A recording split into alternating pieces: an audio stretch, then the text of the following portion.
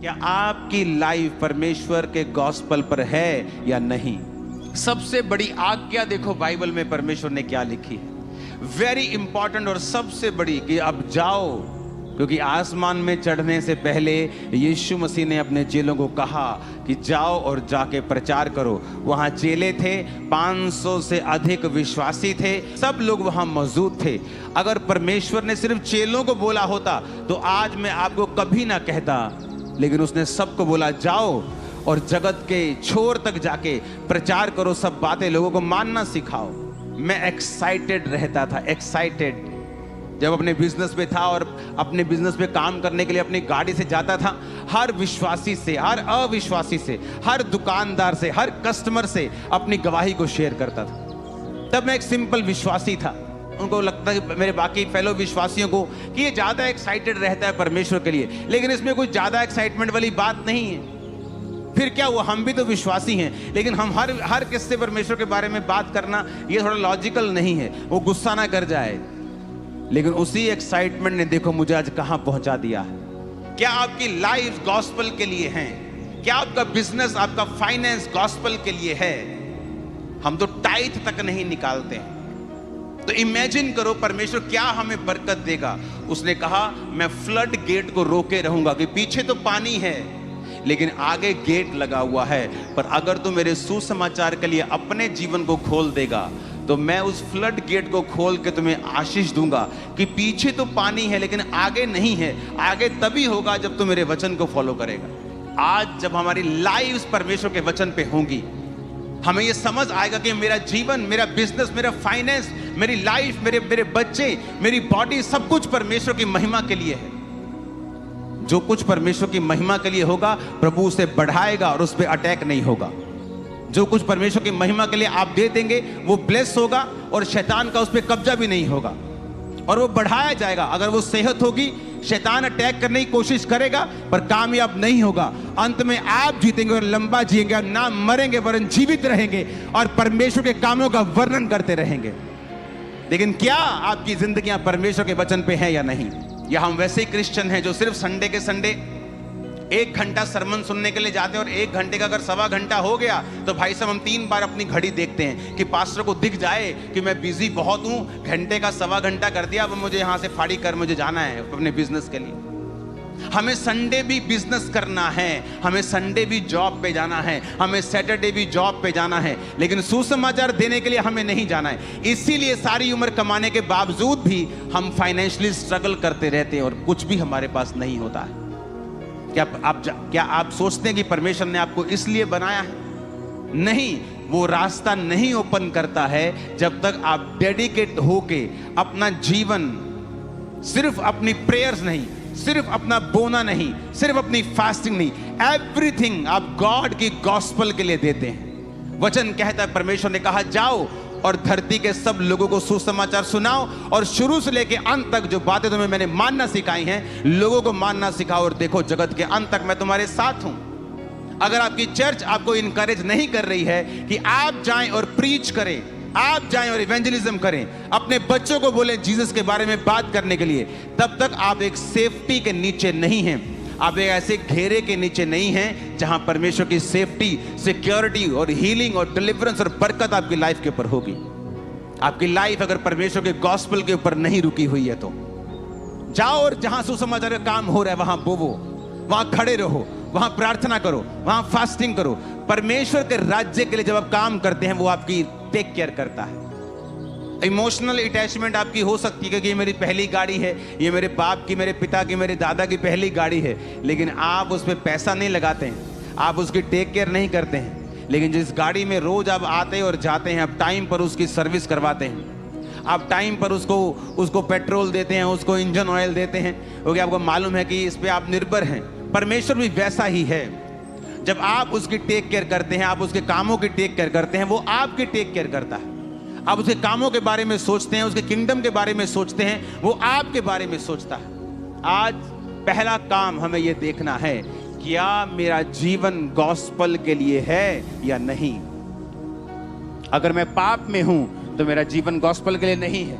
अगर मैं व्यभिचार में हूं तो यह जीवन मेरा गॉस्पल के लिए फिर नहीं है। मैं तो अपने शरीर से व्यभिचार को संतुष्ट कर रहा हूं, तो फिर मैं कैसे कह सकता हूं कि मेरा जीवन गॉस्पेल के लिए या परमेश्वर के राज्य के लिए है? मैं नहीं कह सकता हूं। अगर मैं चोरी करता हूं, वचन को तोड़ता हूं, तो आप नहीं कह सकते कि मेरा जीवन परमेश्वर के वचन के ऊपर है, या मैं परमेश्वर के लिए मैंने अपना जीवन दिया हुआ है, या मैं क्रिश्चियन हूं।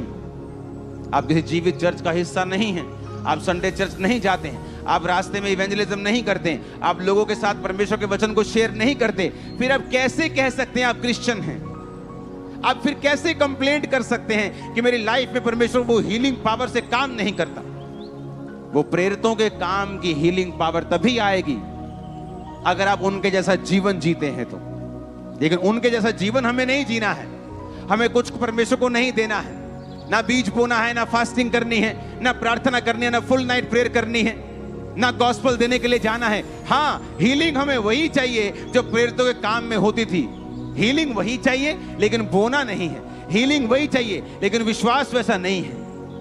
पौलुस ने अपनी कलीसियाओं को उसने भेजा, आप जानते हैं उसकी कई कलीसियाएं, उस पर परमेश्वर ने ज्यादा बरकत दी। क्यों? क्योंकि उन्होंने पौलुस के साथ ज्यादा काम किया गॉस्पेल के लिए, बोने में, प्रार्थना में, उपवास में। और कई कलीसियाएं ऐसी भी थीं जिन्होंने उतना साथ नहीं दिया जितना दूसरी कलीसियाओं ने दिया। परमेश्वर ने वचन में लिखा इफिसियों 6 उसकी 10 से 18 में, प्रभु में उसकी शक्ति के प्रभाव में बलवंत बनो और परमेश्वर के हथियारों को बांधो। ये परमेश्वर का वचन है आप लोगों के लिए। उसका एक हथियार है, कहता पांव में मेल की तैयारी के, सुसमाचार के जूते पहन के हमेशा रेडी रहो। अपने पड़ोसी को हिलाओ और कहो हर समय तैयार रहे। बोल अपने पड़ोसी को हर समय तैयार रहे। जीसस जिस समय क्रॉस पे थे, उस पीड़ा में जब हृदय फट रहा था, एक आदमी ने कहा था, प्रभु जब तू अपने स्वर्ग राज्य में जाएगा तो मुझे याद करना। जीसस को पता था इस हथियार के बारे में, और उसने कहा मैं तुमसे सच सच कहता हूं, आज अगर सिर दर्द हो रहा हो ना, और कुछ जीवन में गड़बड़ चल रही हो, और बेटा बोले मम्मा चर्च जाना, चुप, कोई चर्च नहीं जाना आज, और जीसस का हार्ट फटने पे है, हड्डियां एक्सपोज हैं, उसको वचन पता है, पांव में मेल की तैयारी के, सुसमाचार के हर समय तैयार रहना है। और जीसस ने कहा इस कंडीशन में भी आज शाम मैं और तू दोनों स्वर्ग में होंगे बेटा। नमान कोड़ी, उसकी एक काम करने वाली छोटी सी लड़की, उसको सुसमाचार देती है, अगर मेरा स्वामी इज़राइल के किसी भविष्यद्वक्ता के पास होता तो वो उसे हील कर देता। क्या उसने देखा? वो खुद बर्तन धोने वाली एक लड़की है, सोच सकती थी ओ मैं ये बात बोलूंगी तो वो नहीं बोलेगा तेरा खुदा इतना जीवित है, तू उसे भांडे मांज दिए, तू मेरे घर का काम कर दिए, तेनू नहीं छुड़ाया उन्हें। उसने नहीं कहा, उसने कहा मेरा परमेश्वर गुड है, God is good all the time. मेरी लाइफ में क्या हो रहा है, इससे गॉड की गुडनेस कम होने वाली नहीं है। और उसने गवाही दी, पांव में मेल की तैयारी के, सुसमाचार के जूते, हर समय कहता तैयार रहे, हर समय। तू हॉस्पिटल में है ना, वहां भी गॉस्पेल दे अपने साथी व्यक्ति को। मैं तुम्हें चैलेंज कर रहा हूं, वो तुम्हें अपनी आंखों के सामने डिस्चार्ज होता और हील होता देखेगा, वो भी देखेगा तुम्हें। कहां है हमारा विश्वास, हमारा फेथ कहां है? सेल्फिश कारणों से कि मेरे घर में ये दिक्कत है, मेरी फैमिली में ये दिक्कत है, मेरे कैरियर में ये दिक्कत है, सेल्फिश कारणों से प्रीच नहीं कर रहे हम। नुकसान किसका? आपका। नुकसान किसका? अगर मैं ना करूं, मेरा। कहता जब कोई लाश मिलेगी तो लाश के सबसे नजदीक में जीवित आदमी ढूंढा जाएगा, और जो जीवित आदमी लाश के सबसे करीब होगा उससे उस लाश का लेखा लिया जाएगा। अब बताओ तुम्हारे कितने पड़ोसी हैं जो जीसस के बारे में नहीं जानते और लाश के समान है, और उनका लेखा आप लोगों से लिया जाएगा। वो लाशें कौन हैं? आत्मा में मरे हुए लोग। आप में से कितने लोग हैं जो पड़ोसियों को सुसमाचार दे चुके हैं, अपने साथियों को, अपने मोहल्ला निवासियों को, अपने कोवर्कर्स को, अपने बॉस को जो क्राइस्ट में नहीं है। आपका काम सुसमाचार देना है, चर्च में लेके जाना नहीं। आपका काम है, आपको सुसमाचार दे दिया, आपकी ड्यूटी खत्म। अब वो जाने और प्रभु जाने। अपने संगी साथियों को, कोवर्कर्स को, अपने बॉस को, अपने स्टाफ को, अपने नेबर्स को नहीं। और वचन कहता है पांव में मेल की तैयारी के सुसमाचार के जूते हमें पहनने हैं अगर हमें परमेश्वर के कामों को करना है। अगर वो जूते नहीं पहने, अगर हर समय हम तैयार नहीं हैं, तो इसमें परमेश्वर का कोई नुकसान नहीं है, नुकसान हमारा है, क्योंकि ये एक हथियार है शैतान के खिलाफ। क्योंकि जब आप प्रीच करते हैं, एक स्पेशल काइंड ऑफ ग्रेस आपके जीवन में हमेशा आपको कवर करके रखती है। आपको वो दिखे या ना दिखे, लेकिन वो आपकी लाइफ के ऊपर होती है। Special kind of grace, special kind of covering जब आप सुसमाचार को देते हैं, वो आपकी लाइफ के ऊपर होती है। और इसीलिए लोगों को नहीं पता कि ये एक हथियार है। उसका प्रचार करना एक सिर्फ ओनली कमांड नहीं है, या सिर्फ एक अच्छी बात नहीं है एज ए क्रिश्चियन कि मैं अपने गॉड का, जिसको मैं मानता हूं, अपने विश्वास को शेयर करूं। नो, ये एक वेपन है डेविल के किंगडम के खिलाफ, जिसे आप अपनी नंगी आंखों से नहीं देख सकते। आप नहीं देख सकते कहां वो आपके परिवार के अंदर योजनाएं बना रहा है। कई बार आप बोलते हैं पता नहीं मेरे बेटे को क्या हो गया, एकदम से ही पता नहीं क्या हो गया, एकदम से ऐसे वो गया किसी के पास, कोई दोस्त बना, एकदम से उसका दिमाग चेंज हो गया, वो तो अपना कन्वर्ट हो गया, तो क्रिश्चियन नहीं रहा, वो तो किसी और धर्म में चला गया। पता नहीं एकदम से उसकी लाइफ में कुछ हुआ, वो नशा करने लग गया, एकदम से उसकी लाइफ में कुछ हुआ, वो चर्च जाना बंद हो गया। भाई साहब, वो एकदम से नहीं हुआ, क्योंकि शैतान कंटिन्यू आपकी लाइफ, आपके फैमिली, आपके बच्चे, आपके बिजनेस, फाइनेंस में जो काम करते हैं, उनके जीवन में लगातार बीजों को बो रहा है, लगातार काम कर रहा है। और कौन उसे काटता है? आप जब सुसमाचार देते हैं किसी को, हेवन में आप शैतान के किंगडम को काटते हैं अपने बच्चों के ऊपर से। आप काटते हैं शैतान के राज्य को, उसकी योजनाओं को अपनी फैमिली के ऊपर से, अपने फाइनेंस के। और आपको नहीं पता, क्योंकि ये आत्मिक क्षेत्र में हो रहा है। गॉड का सुसमाचार देना एक हथियार है। तुम पे एहसान है, गॉड पे नहीं, तुम पे। उसने तुम में एक हथियार दिया है, तुम्हें। गॉड पे एहसान नहीं है, तुम पे एहसान है कि उसने तुमको ये हथियार दिया है। तू प्रीच करेगा तो शैतान की युक्तियां नाश होंगी। तुम पे और मुझ पे ये एहसान है।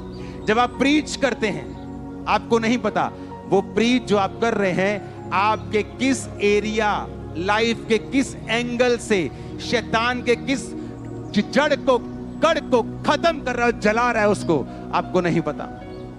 लेकिन वो हो रहा है 100%। मैं खुदा की प्रेजेंस में खड़ा हूं। जब आप प्रीच करते हैं, शैतान का राज्य आपकी लाइफ से भी खत्म होता है। जब आप जीसस के लिए मुंह खोलते हैं, तब आप शैतान के राज्य को अपनी लाइफ से भी खत्म करते हैं। सुबह आपने मुंह खोला, आपके बच्चों से शैतान गया है। दोपहर को खोला, आपके फाइनेंस से वो निकला है। रात को खोला, आपकी सेहत से वो निकला है। आप नहीं जानते वो कहां से गया है, लेकिन वचन कहता है वो गया है। इन जीसस नेम, प्रीच करने का मसा और स्पिरिट आपके होठों, आपके शब्दों, आपकी जुबान पे ठहर जाए। आप जहां जाने पाए, प्रीच करने पाए। आज के बाद शैतान आपको रोकने ना पाए। आप जब भी बात करें किसी से, जीसस के बारे में करें, अपने आप को रोक ना पाए। आमीन हो जा, इन जीसस नेम आमीन हो जा।